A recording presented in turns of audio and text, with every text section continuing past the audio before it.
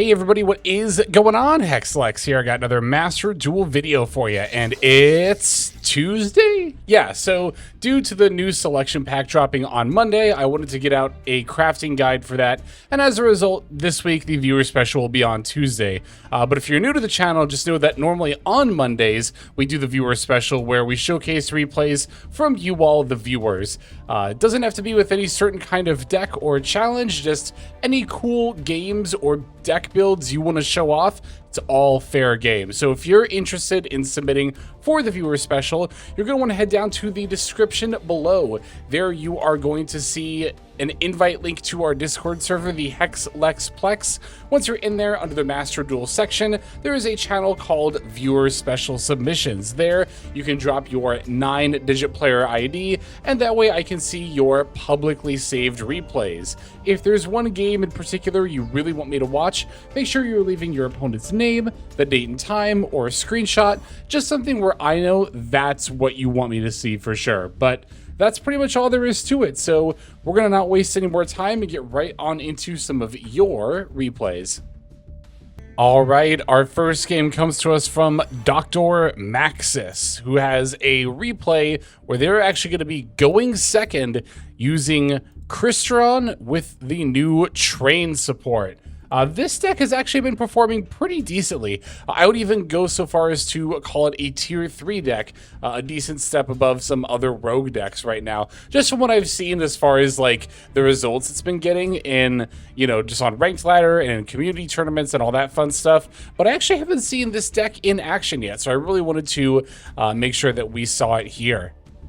Unless I'm misremembering, we saw it on another viewer special. I think that was a pure train deck. I think I'm thinking of train FTK. I'm pretty sure we've not seen the CRYSTRON variant yet. So yeah, I want to check this one out. And as mentioned, we are going second, and we're going to be up against tier limits, which kind of looks like it would have rather have gone second itself.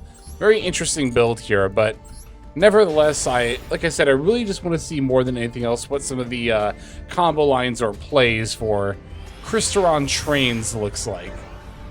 Because I have the CRYSTRON engine, but I don't have the train cards yet.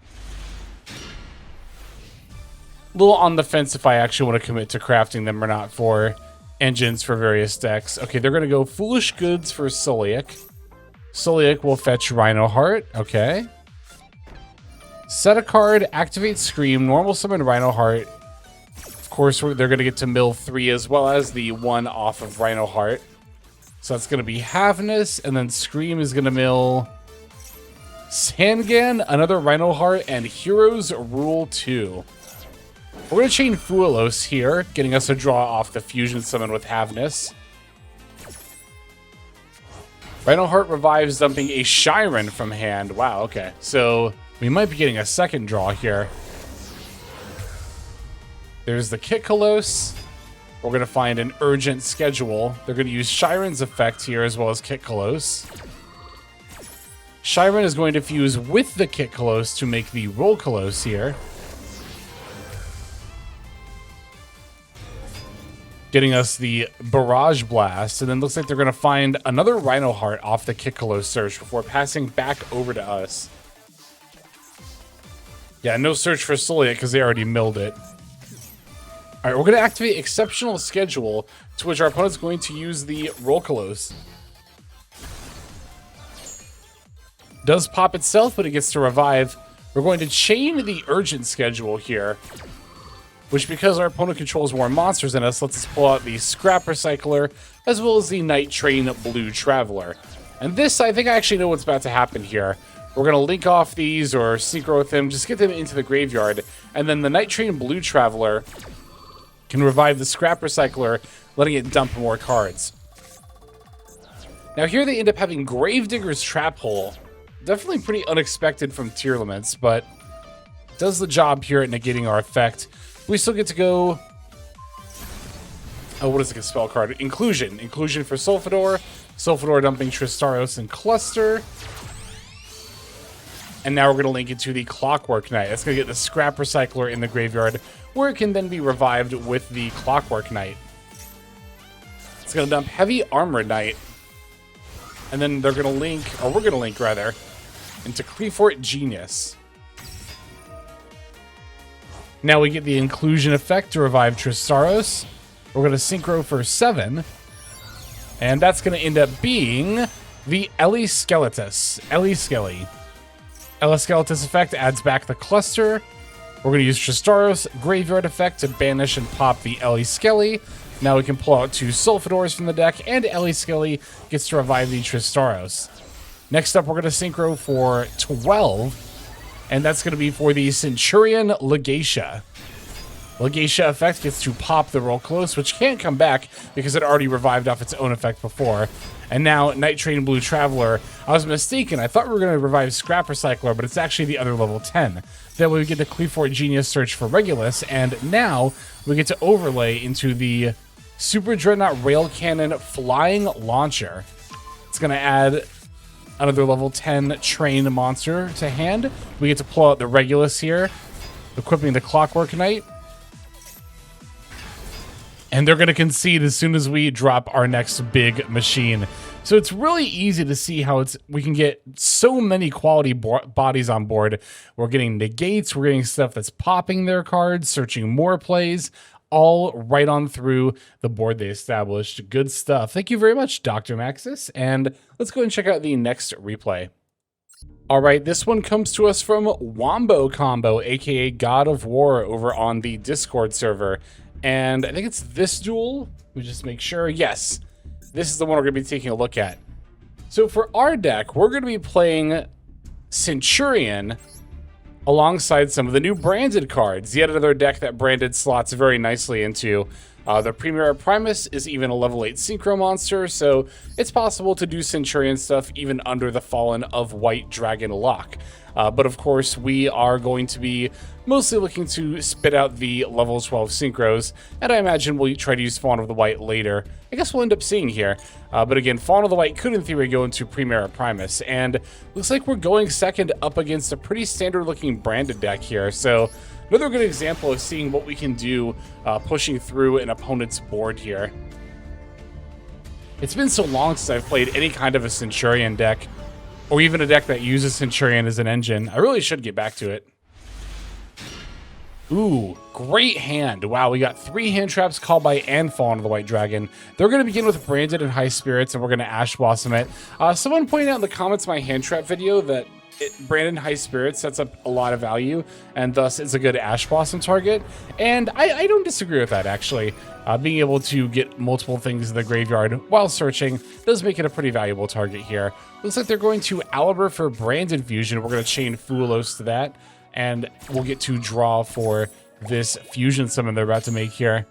Looks like it's going to be Albaz plus Mercurier for Rindbrum. No for Lubellion. The Searing Dragon. It's going to activate, discarding Ecclesia. We are going to chain Ghost Mill. I like doing that here because we do find Centurion plays with that one draw off Fulos, so we can try to cut them off from doing anything. Looks like they're going to go for Branded in red, adding the Albaz back to hand and then fusing with the Lubellion on board to make, I would presume, Mirror Jade? Yes, here we go. And yeah, that Ghost Spell basically forced them to use the Branded red now instead of on on our turn. Looks like they still have Dogmatica Ecclesia for Fallen and the Virtuous. They're going to dump Albion, popping their own Ecclesia before passing. Albion gets to lets them get to set another Fallen and the Virtuous. Incredible Ecclesia adding back. I don't think that was a very smart use of Fallen and the Virtuous. If you were just going to set another copy, you might as well just keep your Dogmatica Ecclesia on the field, but all right, we found a Drew Swarm and then Drew Stand-Up Centurion for a turn. We're actually going to begin with the Fallen of the White Dragon, so we are going to be locked into level 8 Synchros here. Incredible Ecclesia is going to chain to the Mirror Jade and summon out the Golden Sword Soul. Golden Sword Soul is going to get banished by Mirror Jade, but we get summon out the Drew Swarm and then Trudea. Drew Swarm by banishing the Dragon that Devours the Dogma from the graveyard. They're going to revive our Ecclesia to summon Fallen of Albaz from their deck, which is very smart. And now they're going to fuse with our Trudea and Fallen of White to summon the Dragon that Devours the Dogma. Now they get to put back their own fusion monsters.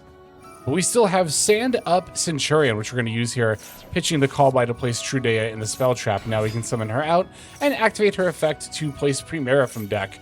Once she's summoned, we get to activate adding Wake Up Centurion. Now, I imagine we'll be summoning, yeah, level 4 token. Because remember, because of Fall of the White Dragon, we are locked into level 8 synchros here. We're going to go for Chaos Archfiend. Any card's been banished, it gains 2,000 attack, so this can battle over the dragon that devours the dogma. And as well as that, the rest of our opponent's board. It also banishes everything it battles into. So that's really, really nice. We're getting them down to 300 life points. End phase, we get to use Albion to set the Fallen and the Virtuous, as well as Ecclesia effect to add back to our hand. Now, they are going to get to add their own Ecclesia, as well as the Mirror Jade effect is going to get to activate here as well. Looks like first they're going to add back the Branded and High Spirits. Yep, there goes Mirror Jade. Okay, so they're going to begin with Branded and High Spirits. Top deck's Droll and Lockbird's going to pitch the Granganol, and they're going to add Fallen of the White Dragon. They have Incredible Ecclesia in hand, so if they just summon her, it might just be from the hand. No, they're going to bring back Dogmatica Ecclesia from the graveyard, then normal summon Incredible Ecclesia. Here we're going to fire off the Fallen and the Virtuous on the Incredible Ecclesia, which forces it to use its effect in order to summon from the deck. It's going to pull out the Golden Sword Soul. Now they can synchro for level 8. It's going to bring out Ecclesia and the Dark Dragon. In hindsight, we maybe should have saved the Fallen and the Virtuous for Ecclesia and the Dark Dragon, but it's looking like our opponent's still going to have a little bit of a tough time finding lethal here, potentially. They can revive Incredible Ecclesia. Kit can activate, but then we can use Trudea's effect here. We're going to special summon her in defense mode. And they're going to synchro summon for 8 yet again. This time it's going to be for the 3 champions of Sword Soul. They get to activate her effect as well as Quem. Excuse me. So Albaz is revived and they can add Cartesia here as well. Who of course can then be special summoned. But they still don't have lethal yet. Interesting, they're fusing the 2 Albazes in order to make Lubellion, but they have no card to discard for its effect. So yeah, that was a pretty pointless fusion, and they still have not found lethal. They actually have less damage than if they had not fused into Lubellion there. Alright, so all we have is our Incredible Ecclesia in hand. Let's see what we can find here. Drawing, we get Fallen of Albaz. We're going to use the effect of our Ecclesia and the Dark Dragon, targeting Cartesia, forcing it to activate its effect, and they're going to fire off Ecclesia and the Dark Dragon as well. That's really, really good for us. We definitely want these effects to be activating here. Oh, I see. They're going to make another dragon that devours the dogma.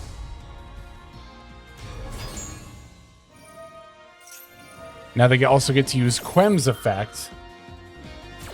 They're going to special summon the Mercurier, which is kind of interesting. Oh, that can activate from the field, right? Hand or face-up field, they can, yeah. We can just normal summon Albaz and attack into Quem because, of course, they're only at 300 life points. A really funny way to finish that duel. That was cool. I really liked how we were able to... It felt like we were able to go toe-to-toe with Branded, with our Branded engine, as far as like end phase effects and recurring stuff. But the Centurion spin here kind of gave us a little bit of an edge, or at least enough to get to victory there. Really funny way to close out the duel there. All right, I got time for one more replay. Let's finish off with that one. Okay, our final replay comes to us from Dead Phantoms, who hasn't been playing for too long, but Plat 5 is pretty respectable. Looks like we are going to be on Dragon Maid. Check out the build here. Got the Super Polys, got the Sublimination and Evaporation Dragon. Very nice, pure, dedicated Dragon Maid list. And let's see. I think any number of these replays are up for grabs, but I see a replay against Cool Tune here. Pretty eager to check this out. Yeah, let's see what we got here. Dragon Maid versus Cool Tune.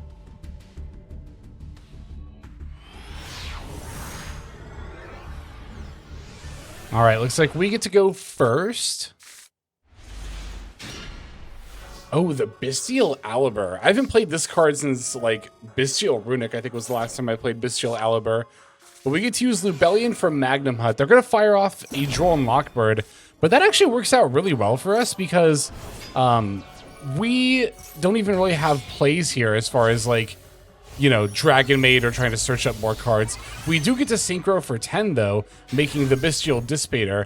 We're going to set Impermanent Super Poly along with that. And then we can even still make use of Magnum Hut, adding back the Bestial Aliber. I really like that. That was a really, really good play into that Drone Lockbird. And they were going to choose not to play at all into our Maxi. Wow. All right, now here we got the Bestial Baldrake. They're going to chain Ghost Bell to make sure that we don't summon it here, as well as firing off the Cool Tune Clip. So even though... Ooh, and then Valor on the Dissipator. Yeah, so even though they didn't have plays during their turn, looks like they might still try to Synchro Summon during our turn here.